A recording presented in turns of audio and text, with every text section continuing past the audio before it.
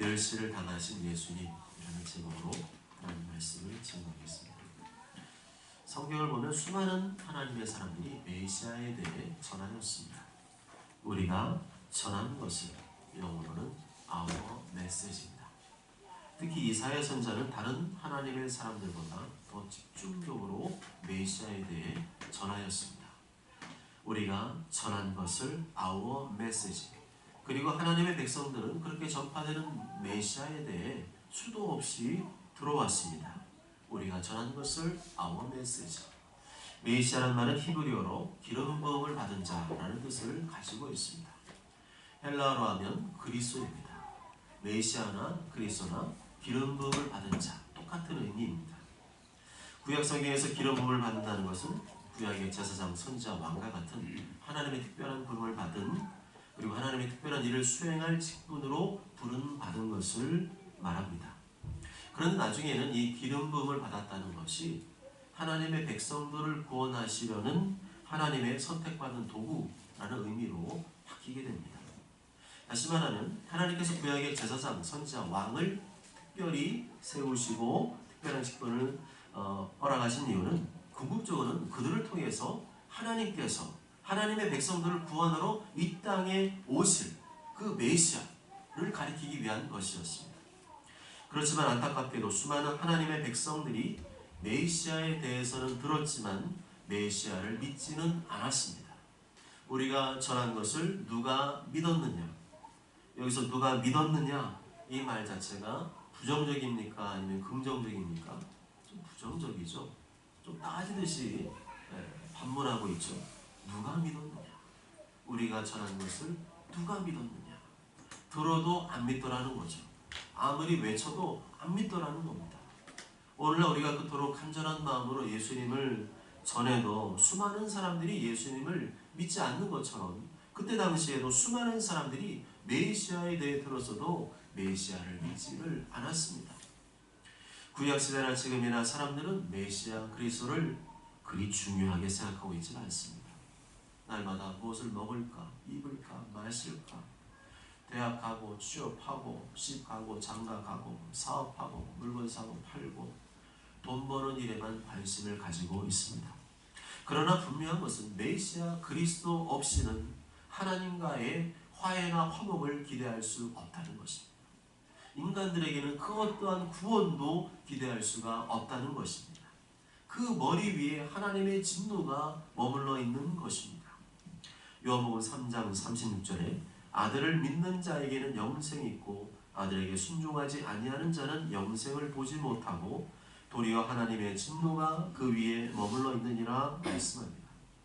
메시아 그리스도께서 십자가 피 흘려 죽으시고 다시 부활하심으로 모든 인간의 죄의 문제를 대신 해결해 주셨기 때문에 하나님과 인간이 화해하고 할 수가 있게 되었고 죄 사함 받고 구원을 얻을 수 있게 되었습니다. 그래서 이 세상에서 이것보다 더 중요하고 시급한 문제는 없습니다. 메시아 그리스도를 알고 믿는 일보다 더 시급하고 중요한 일은 없습니다. 메시아 그리스도를 알고 믿으면 이 우주 만물을 창조하신 하나님과 화목할 수가 있게 되고 또한 구원을 얻을 수가 있기 때문입니다. 사람들은 이 땅에 오신 메시아 그리스도를 보고도 하나님이 누구신지 그리고 하나님 어떤 분인지를 믿지 않으려고 했습니다.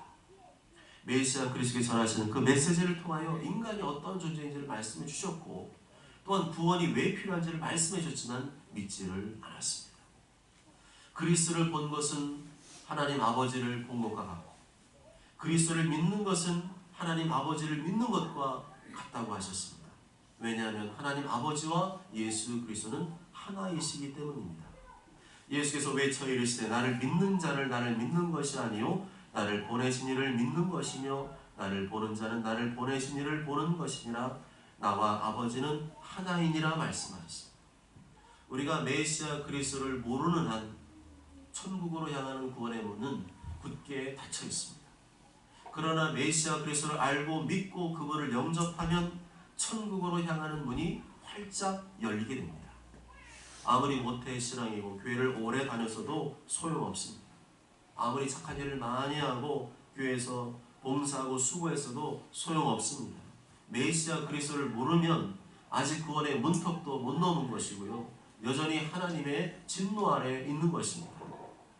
오늘날과 같이 복음이 활짝 열린 시대에도 수많은 사람들이 구원받지 못한 채 죽어가고 있습니다. 하루에 전 세계 인구 중에 16만 명이 죽는데요. 그런데 그 중에서 최소 10만 명 이상이 그냥 지옥으로 떨어지고 있는 겁니다. 그 이유는 자기가 죽은 이후에 어떠한 운명에 처해 있는지를 모르기 때문이죠. 많은 사람들이 삶과 죽음, 구원과 멸망, 천국과 지옥, 이 의미를 진지하게 생각해야 되는데 그렇지 않습니다. 그저 이 땅에서 먹고 마시고 취직하고 시가고 장가가고 돈 벌고 땅 사고 팔고 집 짓고 세상에서 성공하는 일에만 관심이 있습니다. 그러나 사람들이 만사를 제쳐두고 꼭 들어야 될 메시지는 바로 메시아 그리스도입니다. 지금 당장 들어야 될 메시지는 메시아 그리스도입니다. 메시아 그리스도가 누구신지에 대한 분명한 고백을 하지 못하면 영원한 지옥에 떨어지게 되는 것입니다. 교회의 존재 이유가 여기에 있죠. 교회는 언제나 제일 먼저 메시아 그리스도에 대한 전할 준비를 하고 있어야 됩니다. 메시아 그리스도가 어떤 분이신지에 대한 정확한 지식과 그분의 십자가 사랑을 전할 준비를 하고 있어야 됩니다. 우리가 전한 것을 누가 믿었느냐? 하나님께서 당신을 사랑하는 백성들에게 끊임없이 들려주신 메시지가 무엇이었습니까? 메시아였습니다. 결코 잊지 말아야 될 약속이 무엇이었습니까? 메시아에 대한 약속이었습니다. 하나님께서는 아담과 하와가 에덴 동산에서 범죄하고 타락했을 때부터 메시아에 대한 예언을 약속하셨습니다. 창세기 3장 15절에 여자의 후손은 내 머리를 상하게 할 것이요 너는 그의 발꿈치를 상하게 할 것이다. 여자의 후손으로 오신 동정녀 마리아를 통해 인간의 몸을 입고 이 땅에 오시게 될 메시아 그리스도, 그분이 최종적으로는 사탄의 머리를 상하게 할 것이고 사탄은 메시아 그리스도의 발꿈치를 상하게 할 것이다. 그렇게 말을 합니다. 사탄이 메시아 그리스도 예수의 발꿈치를 상하게 했다는 것은 그리스도께서 십자가에 피 흘려 죽으시는 것을 말합니다. 겉으로 볼 때는 치명적인 공격을 받은 것처럼 보이지만 다시 3일 만에 부활하심으로 사탄의 머리를 상하게 하셨습니다. 예수님께서 다시 죽음에서 부활하심으로 사탄이 치명적인 부상을 입게 되었다면 예수님은 단지 손과 발과 허리에 구멍이 생긴 정도의 미미한 흔적만 남기게 된 것입니다. 비록 아담과 하와가 하나님 말씀에 불순종하여 타락하게 되었지만 하나님께서는 그들을 포기하지 않으시고 그들을 구원하실 메시아에 대한 약속을 주시고 아무리 죄인이라 할지라도 장차 오시게 될 메시아를 바라보고 소망하면 그에게 구원을 받을 수 있는 길을 열어주신 것입니다. 그렇기 때문에 창세기부터 요한계시록까지 이르기에 핵심적인 메시지는 무엇이라 할 수 있습니까? 메시아 그리스도에 관한 메시지입니다. 성경을 아무리 많이 읽어도 그 속에서 메시아 그리스도를 발견하지 못하고 알지 못한다면 성경을 제대로 이해한 것이 아닙니다. 1절 하반절에 보면 이러한 흐름에서 약간 빗나가는 듯한 말씀이 나오고 있는데요. 그것은 여호와의 팔이 누구에게 나타났느냐? 여호와의 팔이 누구에게 나타났냐입니다. 성경에서 팔이란 힘과 능력을 의미합니다.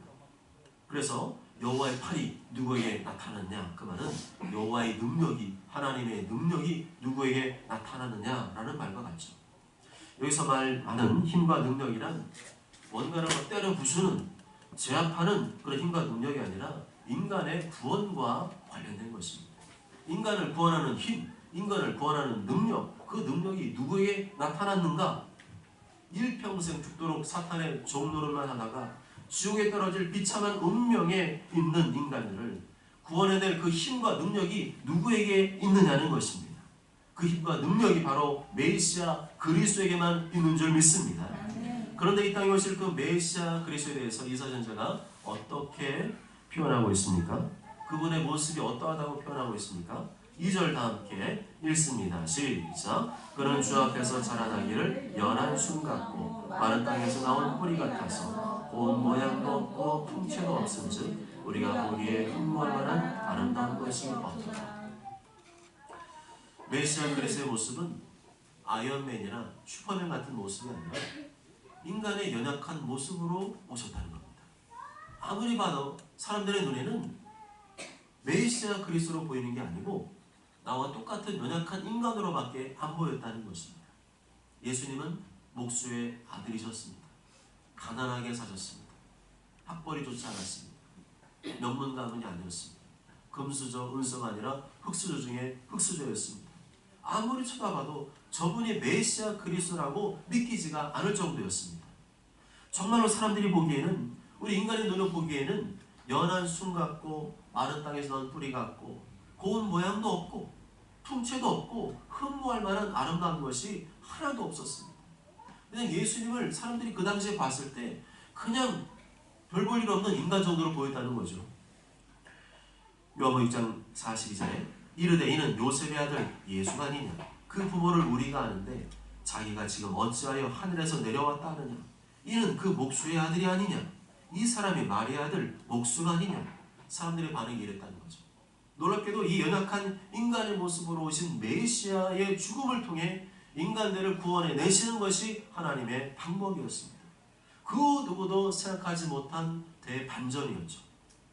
분명 구약성경에서 메시아 그리스도께서 이 땅에 오실 것을 예언하셨지만, 오늘 우리가 보고 있는 성경 본문에 분명히 기록되어 있지만 실제로 이 땅에 메시아가 오셨을 때 하나님의 백성들은 그분을 보고 메시아 그리스도라고 믿지를 않았습니다. 그 이유는 그들의 고집과 편견 때문이었습니다. 고정관념 때문이었습니다. 그런 자기 생각을 버리지 못하고 예수님을 바라보니까 예수님은 도무지 메시아 그리스도로 보이지가 않았던 것입니다. 지금도 마찬가지죠. 예수님 믿는 많은 그리스도인들이 예수님을 이런 식으로 바라보고 있습니다. 예수님은 나의 행복과 성공만을 위해 존재한다고 생각합니다. 예수님을 나의 왕과 주인으로 모시는 이유도 자신들의 행복과 성공만을 위해서입니다. 그 모습이 종료주일에 관련된 말씀에서 나타나고 있죠. 종료주일이란 예수님의 부활절 바로 직전 주일을 말합니다. 지금 오늘을 말하는 거죠. 예수님께서 그 종료주일, 그때 예루살렘 성에 들어가실 때 사람들이 어땠어요? 예수님을 열렬히 환영했습니다. 종려나무를 가지를 흔들며 열렬히 찬송했습니다. 요한복음 12장 13절을 보게 되면 그 이튿날에는 명절에 온 큰 무리가 예수께서 예루살렘으로 오신다는 것을 듣고 종려나무를 가지고 맞으러 나가 외치되 호산나 찬송하리로다, 주의 이름으로 오시는 이곳 이스라엘 왕이시하더라 말씀합니다. 왜 이 큰 무리들이 그냥 연약한 인간의 모습으로 오신 예수님을 향해서 열렬히 종려나무 가지를 흔들며 환영했을까요? 예수님이 이제 왕이 되시면 로마로부터의 통치에서 벗어나 독립을 하게 되고 이제부터는 우리도 마음껏 자유를 누리고 잘 먹고 잘 살 수 있다는 생각 때문이었어요. 그것이 바로 그 당시 예수님을 대하는 잘못된 많은 사람들의 편견과 고정관념이었습니다. 성경이 말하는 그 메시아가 아니라 자기가 원하는 메시아를 생각한 거죠. 세상에서 복받고 잘 살게 해주는 메시아를 원했습니다. 그런데 나중에 보니까 그게 아니었죠. 예수님은 자신들의 기대와 전혀 다른 길로 가셨어요. 채찍에 맞고 모욕을 당하고 조롱을 당하는 나약한 메시아의 모습이었습니다. 빌라도 총독 앞에서 항변하고 따지고 제대로 뭔가 좀 변호하는 모습이 아니라 마치 꿀먹은 벌이 같은 나약한 무기력한 메시아의 모습이었습니다. 군중들은 그 예수님 모습을 보고 크게 실망했습니다. 그들의 큰 실망은 분노로 이어졌습니다. 급기어 그 당시에 유명한 죄수였고 강도였고 폭도였고 사람을 죽였던 바라바를 풀어주라고 하고 아무 죄 없는 예수님을 십자가에 못 박으라고 소리치기 시작했습니다. 누가복음 23장 21절 23절에 그들은 소리질러 이르되 그를 십자가에 못 박게 하소서, 십자가에 못 박게 하소서 하는지라 그들이 큰 소리로 재촉하여 십자가에 못 박기를 구하니 그들의 소리가 이긴지라. 결국 예수님은 인간들에게 버림받고 외면받고 멸시를 받게 되었습니다. 사람들은 마치 예수님을 바라볼 때 똥 씹은 얼굴을 쳐다봤습니다. 아주 냉정하게 조롱하고 비난하고 모욕했습니다. 전혀 메시아 예수님을 귀하게 여기질 않았습니다. 3절 말씀 다 함께 읽습니다. 시작. 그는 멸시를 받아 사람들에게 버림받았으며 간고를 많이 겪었으며 질고를 앓은지라 마치 사람들이 그에게서 얼굴을 가린 것 같이. 멸시를 당하여 우리도 그를 귀히 여기지 아니하였도다. 아멘. 이 사선자가 이 부분을 기록하였을 때 그의 마음은 찢어지는 것처럼 아팠을 것입니다. 왜냐하면 이 예언의 말씀은 하나님을 모르는 이방인들을 향한 말씀이 아니라 하나님이 사랑하시는 당신의 백성들이 이런 일을 저지를 것이라는 것을 예언한 말씀이었기 때문입니다. 그토록 오랫동안 이 땅에 오시기를 고대했던 메시아가 막상 이 땅에 오시자 잠시는 환영하고 잠시는 찬송했지만 갑자기 돌변한 하나님의 백성들로부터 너무도 굴욕적인 조롱과 멸시와 천대를 받게 될 것을 말해야 했기 때문입니다. 실제로 예수님은 자신이 이 땅에 오셔서 내가 메시아 그리스도이심을 가르치셨고 그분의 삶과 인격을 통하여 메시아임을 증거하였고 수많은 치유와 축사의 표적을 통하여 메시아임을 증거하였지만 사람들은 예수님을 메시아로 믿지를 않았습니다. 오히려 메시아 그리스도는 자신들에게 불필요한 존재로 생각하고 멸시하고 천대했습니다. 그런 멸시와 천대 속에서도 메시아 그리스도께서는 당신의 백성들의 죄를 짊어지시고 십자가에 달려 죽으셨습니다. 얼마 전까지만 해도 많은 사람들이 예수님을 따랐습니다. 그런데 이제는 십자가 주변에는 예수님을 따르는 사람들이 다 사라졌습니다. 단지 예수님을 특별히 사랑했던 몇 명의 여인들만이 울면서 그 곁을 지키고 있었습니다. 오병의 기적을 경험한 많은 사람들, 불치병을 고침받은 많은 사람들, 귀신에게 매였던 사람들이 풀려남을 자유함을 입게 된 사람들, 그 사람들 예수님 곁에 한 사람도 없었습니다. 요한복음 16장 32절에 보라 너희가 다 각각 제 곳으로 흩어지고 나를 혼자 둘 때가 오나니 벌써 왔도다. 그러나 내가 혼자 있는 것이 아니라 아버지께서 나와 함께 계시느니라. 이런 메시아 그리스도에 대한 멸시와 천대가 지금도 이어지고 있다는 사실 아십니까? 예수님을 대놓고 미워하거나 싫어하는 그리스도인들은 없습니다. 예수님을 대놓고 모욕하거나 조롱하는 그리스도인들은 없습니다. 그러나 나같이 이 더러운 죄인을 구원하기 위해 십자가에 피 흘려 죽으시고 다시 부활하신 예수님을 뜨겁게 사랑하는 그리스도인은 많이 없습니다. 어딜 가서 내가 그리스도인이라고 당당하게 말하는 그리스도인들은 많지가 않습니다. 그게 바로 예수님을 멸시하고 천대하고 부끄럽게 여기는 일입니다. 누가복음 9장 26절에 누구든지 나와 내 말을 부끄러워하면 인자도 자기와 아버지와 거룩한 천사들의 영광으로 올 때 그 사람을 부끄러워하리라. 베드로전서 4장 10절에 만일 그리스도인으로 고난을 받으면 부끄러워하지 말고 도리어 그 이름으로 하나님께 영광을 돌리라 말씀입니다. 사람 앞에서 예수님과 그분의 말씀을 부끄러워하면 영원한 부끄러움을 당하게 될 것이다.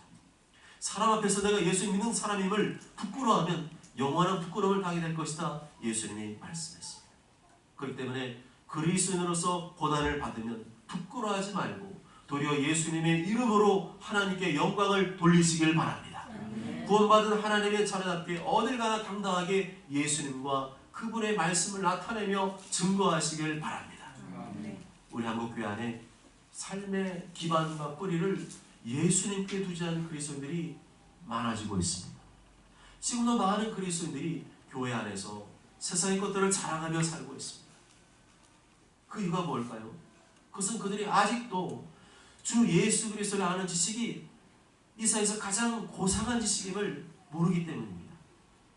우리 지금 아직도 왜 예수님께서 인간들에게 매맞고 수모와 고난을 당했는지 모르는 분이 계십니까? 4절 하반절에 보면 우리는 생각하기를 그런 징벌을 받아 하나님께 맞으며 고난을 당한다 했노라 말씀하죠.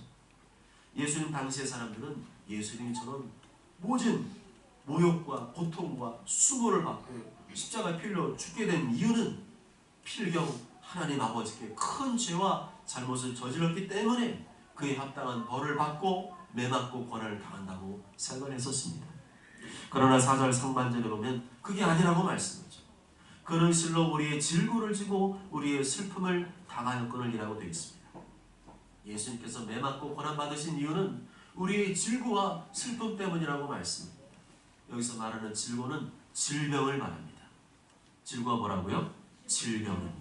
슬픔은 고통, 괴로움을 말합니다. 예수님께서는 인간의 질병으로 인해 겪게 되는 고통과 괴로움을 너무나 잘 아십니다. 하늘과 땅을 지으신 하나님의 아들이시지만 인간의 몸을 입고 오셔서 인간의 모든 고통과 괴로움을 겪으셨기 때문에 우리가 얼마나 아파하는지 힘들어하는지를 잘 알고 계십니다. 뿐만 아니라 예수님께서는 그냥 동정하고 가슴 아파하는 정도가 아니라 인간의 모든 고통, 질병, 슬픔, 아픔을, 괴로움을 대신 짊어지셨습니다.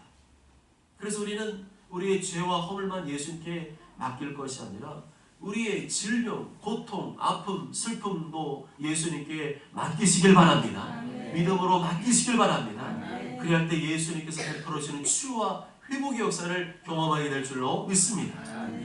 5절에서는 좀 더 구체적으로 예수님 받으신 고난의 의미에 대해 말씀하고 있습니다. 5절 다 함께 읽습니다. 시작. 그가 찔림은 우리의 허물 때문이요 그가 상함은 우리의 죄악 때문이라. 그가 징계를 받음으로 우리는 평안을 누리고 그가 채찍을 맞음으로 우리는 나음을 받았도다. 아멘. 그래서 찔림이라는 말은 찌르다, 구멍을 뚫다는 의미를 가지고 있습니다. 즉각적으로 떠오르죠. 아, 찔렸다는 말은 십자가에 못에 박히셨다, 구멍이 뚫리셨다는 말이구나. 상함이라는 말은 짓밟다, 부수다는 의미를 가지고 있습니다. 상함이 뭐라고요? 짓밟다, 부수다. 예수님께서 양손과 발에 못 박히실 때 어떠시다는 거예요? 뼈가 으스러지고 부서졌다는 거예요. 뼈가 으스러지고 부서져본 경험이 있습니까? 그 고통을 여러분이 상상이 되십니까? 십자가에 못 박히실 때 그냥 탕 박힌 게 아니라 뼈가 부서지고 으스러지는 고통을 겪으시면서 온몸을 몸소리를 치면서 고통을 겪으신 겁니다. 그런데 그 처참한 고통을 당하신 이유가 무엇입니까? 그가 찔림은, 못 박힘은 우리의 허물 때문이요 그가 상함은, 뼈가 으스러지고 부서지는 고통을 겪으심은 우리의 죄악 때문이라. 예수님께서 다른 게 아니라 우리의 허물과 죄악 때문에 십자가에서 뼈가 으스러지고 부서지는 고통을 겪으시면서 그걸 견뎌내셨다는 겁니다. 예수님의 허물과 죄악이 아니라 나의 허물과 죄악 때문에 그런 모든 고통을 받으셨다는 것입니다. 여기서 말하는 허물이란 배신을 말합니다. 배신, 배반을 말합니다. 하나님을 배신하고 다른 우상을 섬긴 것을 말합니다. 죄악이란 하나님 말씀에서 빗나간 것, 하나님 말씀에 순종하지 않은 것을 말합니다. 우리 인간이 하나님께 항상 이렇게 대한다는 거죠. 늘 우리는 하나님을 배신하고 딴 거 쳐다보고 있고 우리는 늘 하나님 말씀에 집중하지 않고 딴 짓을 하고 있다는 거죠. 그런 우리에게 하나님께서는 이 무한한 은혜와 사랑을 베풀어 주셨지만 우리 인간은 그 은혜에 대해서 감사하고 찬양하고 영광을 돌리지 않고 또 자기 마음대로 살더라는 겁니다. 하나님을 배신하고 내가 좋아하는 우상을 섬기며 사는 게 일상이고 하나님 말씀에 벗어나서 순종하지 않는 삶을 사는 게 우리의 일상이라는 겁니다. 그럼에도 불구하고 예수님께서 우리의 허물과 죄를 대신하여 십자가에서 달려 죽으신 줄로 믿습니다. 이것 또한 6절 말씀이 이어지고 있습니다. 6절 다 함께 읽습니다. 시작. 우리는 다 양 같아서 그릇 행하여 각기 제 길로 갔거늘 여호와께서는 우리 모두의 죄악을 그에게 감당시키셨도다. 아멘. 우리는 눈이 어둡고 시력이 약한 양과 같다는 겁니다. 양은 1m, 2m 앞도 못 본대요. 이 말은 무슨 말이냐면요, 죽음 이후에 당하게 될 우리의 비참한 운명을 모른다는 거예요. 하나님이 얼마나 무서운 진노와 심판을 내리실지에 대해서는 관심이 없고 맨날 당장 눈앞에 1m, 2m의 문제, 먹고 사는 문제, 내가 원하는 욕심, 탐욕, 그것만 늘 바라보고 거기에만 매달려 산다는 겁니다. 한마디로 말하면 양과 같다는 거죠. 그런 우리의 못난 이 죄악을 대신 예수님께서 담당해 주셨습니다. 이 사실을 알면서도, 이 사실을 들었으면서도 예수를 믿지 않고 거부하는 것은 대단히 큰 죄를 짓는 일입니다. 하나님의 크신 배려와 호의를 무시하고 거부해서 하나님을 무한하게 만드는 일입니다. 또한 예수님께서는 우리 인간이 지은 죄값을 따라 마땅히 받아야 될 징계를 대신 받아주셨습니다. 대신 내가 받을 징계를 대신 맞으시고 받으심으로 그 결과 하나님과 우리 인간 사이를 화목하게 만들어 주셨습니다. 또 우리는 나음을 받았습니다. 영적으로, 정신적으로, 육체적으로 나음을 받았습니다. 치유를 받았습니다. 고침을 받았습니다. 회복을 받았습니다. 아멘. 오늘 말씀을 잘 보십시오. 여기서 말하는 동사의 시제는 미래형이 아니라 과거형입니다. 예수 채찍에 맞으심으로 채찍에 맞으셨기 때문에 이미 나음을 받았습니다. 이미 치유를 받았습니다. 이미 고침을 받았습니다. 이미 회복을 받았습니다. 이 사실을 조금도 의심하지 않고 굳게 믿으면 우리의 영과 혼과 육이 나음을 받게 되는 줄 믿습니다. 치유받게 되는 줄 믿습니다. 고침받게 되는 줄 믿습니다. 회복을 얻게 되는 줄 믿습니다. 건강을 받게 되는 줄 믿습니다. 100세 이상 무병장수하며 하나님께 영광 돌리며 살게 줄로 믿습니다. 우리의 죄악을 날마다 우리가 고백하듯이 우리의 아픔, 슬픔, 고통, 질병도 예수님께 맡기시길 바랍니다. 믿음으로 고백하며 맡기시길 바랍니다. 그리할 때 이 약속의 말씀대로 치유 회복의 능력이 나에게 임하는 줄로 믿습니다. 사랑하는 여러분, 우리는 1년에 한 번뿐인 고난주간을 맞이하게 되었습니다. 분명히 고난주간 제가 다 광고했어요. 설교도 했어요. 현수막도 다 붙여놨어요. 고난주간 모른다는 사람이 있으면 한 명도 있으면 안 돼요. 우리는 항상 예수님의 고난을 묵상해야 되지만 고난주간에는 더 깊이 예수님의 고난을 묵상해야 됩니다. 왜 예수님이 그런 고난을 당하시고 죽임을 당하셔야만 됐는지 깊이 묵상을 해야 됩니다. 먼저 저는 모두가 예수님께서 우리의 죄와 허물을 대신 담당해 주시고 우리의 모든 질병과 아픔도 대신 담당해 주심을 기억하고 날마다 예수님께 맡기심으로 치유와 사죄의 은총을 누리며 복음을 전파하게 되시길 주님의 이름으로 축복합니다. 아멘.